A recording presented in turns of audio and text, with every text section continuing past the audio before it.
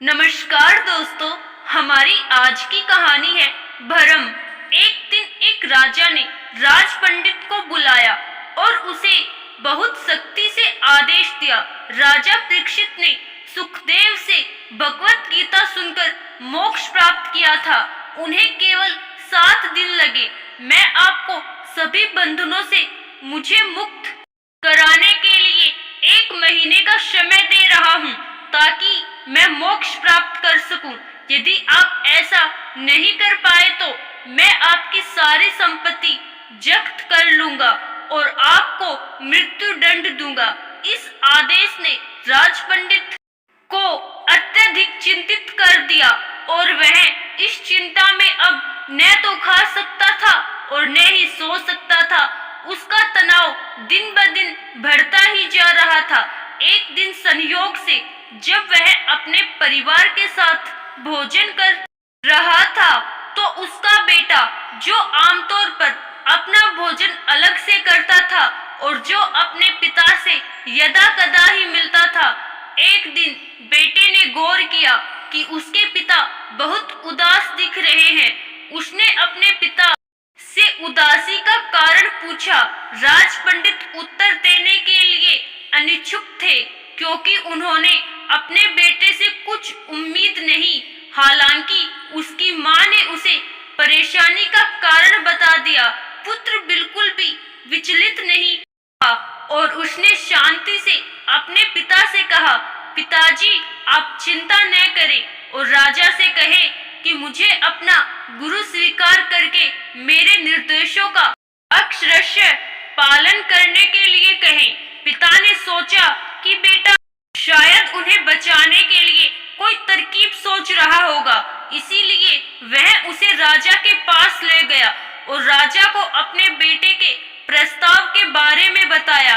राजा मान गया और अगले दिन राज पंडित अपने पुत्र के साथ दरबार में आया।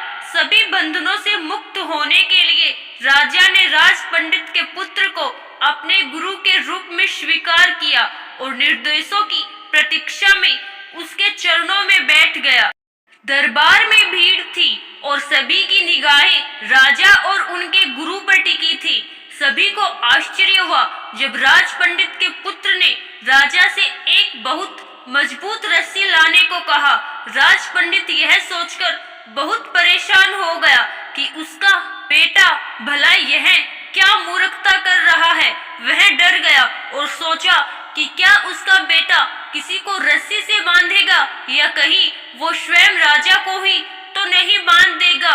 तभी पुत्र ने आज्ञा दी, राजा को उस खंबे से बांध दिया जाए।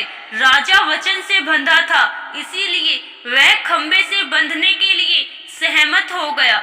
इसके बाद पुत्र ने अपने पिता को दूसरे खंबे से बांधने का आदेश दिया, तो अब स्वयं राज पंडित भी बंधा हुआ था। अब तो राज पंडित बहुत उत्तेजित हो गया। वह अपने बेटे को मन ही मन कोस रहा था और उसे दंडित करने की सोच रहा था।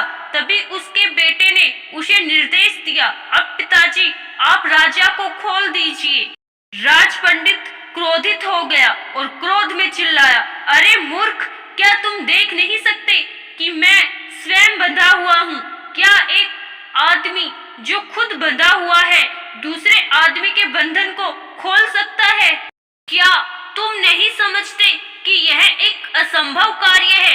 राजा ने अपने युवा गुरु को संबोधित करते हुए एक शांत और सम्मानजनक स्वर में कहा, मैं समझ गया मेरे गुरु, जो स्वयं सांसारिक मामलों में बंधा हुआ है, माया से बंधा हुआ है, वह संभवतः दूसरे व्यक्ति को मुक्त नहीं कर सकता। जो संसार का त्याग कर माया के संसार से पार चले गए हैं, जिन्होंने स्वतंत्रता प्राप्त कर ली है, वे ही दूसरे मनुष्य को मुक्त कर सकते हैं, वे ही दूसरों के बंधन को तोड़ सकते हैं। आशा करती हूँ दोस्तों, आपको हमारी आज की कहानी जरूर पसंद आई होगी। धन्यवाद।